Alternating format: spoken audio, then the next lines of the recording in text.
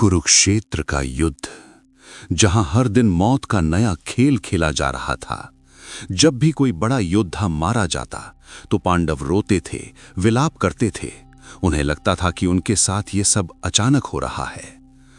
हम सब मानते हैं कि इस पूरे ब्रह्मांड में सिर्फ एक ही व्यक्ति था जो महाभारत के पहले दिन से जानता था कि अंत में क्या होने वाला है, और वो थे स्वयं भगवान श्री कृष्ण।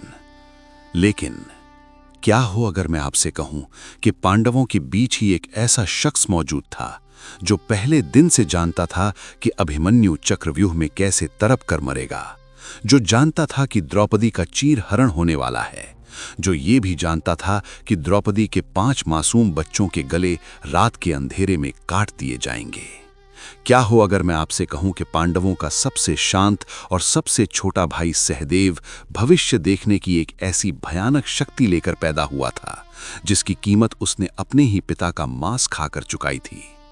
आज साहब की साहिबी में हम खोलेंगे महाभारत का वो सबसे घिनौना, डार्क और साइकोलॉजिकल रहस्य जिसे सुनकर आपके पैरों तले जमीन खिसक जाएगी। आज हम जानेंगे कि सर्वज्ञानी होना कोई वरदान नहीं बल्कि दुनिया का सबसे खौफनाक श्राप है। इस खौफनाक रहस्य की शुरुआत होती है पांडवों के पिता राजा पांडु की मौत से। राजा पांडु को एक श्राप मिला था कि जिस भी दिन वो अपनी पत्नी के साथ शारीरिक संबंध बनाएंगे उसी पल उनकी मौत हो जाएगी। एक दिन जंगल में भावनाओं में बहकर पांडु ने अपनी पत्नी माद्री को गले लगाया और श्राप के कारण उनकी वहीं तड़प कर मौत हो गई। मरने से ठीक पहले राजा पांडु ने अपने 5 बेटों को पास बुलाया। पांडु जानते थे कि उनके बेटों को आगे चलकर एक बहुत ही कठोर जीवन और राजनीति का सामना करना है, इसलिए उन्होंने एक बहुत ही विभत्स और अजीबोगरीब आखिरी इच्छा रखी। पांडु ने अपने बेटों से कहा, मेरे बच्चों, मैंने अपने जीवन में जो भी ज्ञान, जो भी विद्या और जो भी रहस्य सीखे हैं वो मेरे खून और मेरे मस्तिष्क में बसे हैं।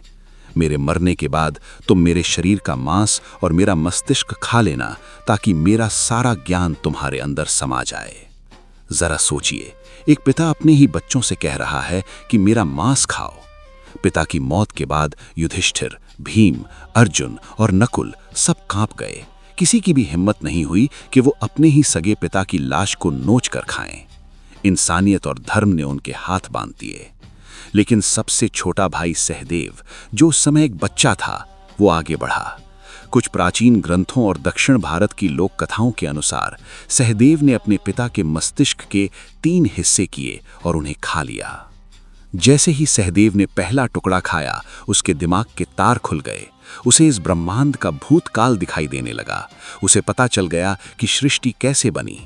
जैसे ही उसने दूसरा टुकड़ा खाया, उसे वर्तमान का सारा ज्ञान हो गया। दुनिया के किस कोने में क्या हो रहा है वो सब उसकी आंखों के सामने किसी स्क्रीन की तरह चलने लगा। और जैसे ही सहदेव ने आखिरी और तीसरा टुकड़ा खाया, वो हुआ जो सिर्फ भगवान के साथ होता है। सहदेव ने भविष्य देख लिया। सहदेव ने देख लिया कि आगे चलकर उनके चचेरे भाई उनके साथ क्या करने वाले हैं। उसने कुरुक्षेत्र के युद्ध की चीखें सुन ली। उसने अपने ही परिवार के कटे हुए सिर देख लिए। सहदेव घबरा गया। वो भागकर श्री कृष्ण के पास जाने ही वाला था, तभी स्वयं श्री कृष्ण वहां प्रकट हो गए। श्री कृष्ण समझ गए थे कि ब्रह्मांड का सोर्स कोड लीक हो गया है। एक इंसान वो जान चुका है जो उसे नहीं जानना चाहिए था। श्री कृष्ण ने सहदेव से परीक्षा लेने के लिए उससे पूछा, सहदेव, तुम तो अब भविष्य जानते हो, मुझे बताओ कि अगर मुझे इस कुरुक्षेत्र के महाविनाश को रोकना है तो मुझे क्या करना चाहिए। तब सहदेव ने श्री कृष्ण की आंखों में आंखें डालकर वो जवाब दिया जिसे सुनकर स्वयं भगवान भी हैरान रह गए। सहदेव ने कहा, हे माधव, अगर आपको ये युद्ध रोकना है तो सबसे पहले युधिष्ठिर और दुर्योधन को लोहे की जंजीरों में बांधकर एक काल कोठरी में डाल दो। मेरे मामा शकुनी के दोनों पैर काट दो। और आखिरी काम, हे कृष्ण, मुझे आपको भी इन्हीं जंजीरों से बांधना होगा, क्योंकि इस युद्ध के सबसे बड़े सूत्रधार तो आप ही हैं। ये सुनकर श्री कृष्ण जोर से हंसे। वो सहदेव की बुद्धिमानी से खुश थे, लेकिन वो जानते थे कि अगर सहदेव ने भविष्य की बातें किसी को बता दी तो कर्म का नियम टूट जाएगा, युद्ध कभी नहीं होगा और अधर्म का नाश नहीं हो पाएगा। इसलिए श्री कृष्ण ने सहदेव को एक खौफनाक श्राप दिया। श्री कृष्ण ने कहा, सहदेव, आज से तुम भविष्य में होने वाली हर घटना को जानोगे, लेकिन तुम किसी को बता नहीं पाओगे। अगर तुमने बिना पूछे किसी को भविष्य बताया या अगर तुमने खुद से इस युद्ध को रोकने की कोशिश की, तो उसी पल तुम्हारे सिर के टुकड़े टुकड़े हो जाएंगे। दोस्तों, एक पल के लिए अपनी आंखें बंद कीजिए और सहदेव की जगह खुद को रख कर देखिए। कल्पना कीजिए उस साइकोलॉजिकल टॉर्चर की। जब युधिष्ठिर जुए में अपना सब कुछ हार रहा था, सहदेव जानता था कि पासे शकुनी की बात मान रहे हैं, लेकिन वो चुप था। जब द्रौपदी को बालों से घसीटकर भरी सभा में लाया गया और उसके कपड़े फाड़े गए, सहदेव जानता था कि ये होने वाला है।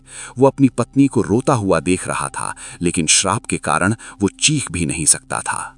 जब चक्रव्यूह में 16 साल के अभिमन्यु को 7 महारथियों ने बेरहमी से काटा, सहदेव को पहले से पता था कि आज शाम को इस बच्चे की लाश शिविर में आएगी, लेकिन वो अपने भतीजे की जान बचाने के लिए एक शब्द नहीं बोल पाया।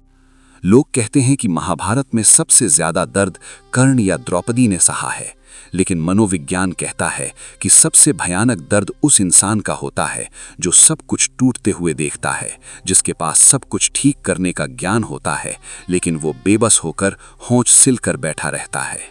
सहदेव का शरीर कुरुक्षेत्र में लड़ रहा था, लेकिन उसकी आत्मा तो उसी दिन मर गई थी जिस दिन उसने भविष्य देखा था। हम इंसान अक्सर भगवान से प्रार्थना करते हैं कि काश हमें हमारा फ्यूचर पता चल जाए। हम ज्योतिषियों के पास भागते हैं, कुंडलियां दिखाते हैं, लेकिन सहदेव की ये दर्दनाक कहानी हमें बताती है कि अज्ञानता कभी-कभी बहुत बड़ा वरदान होती है।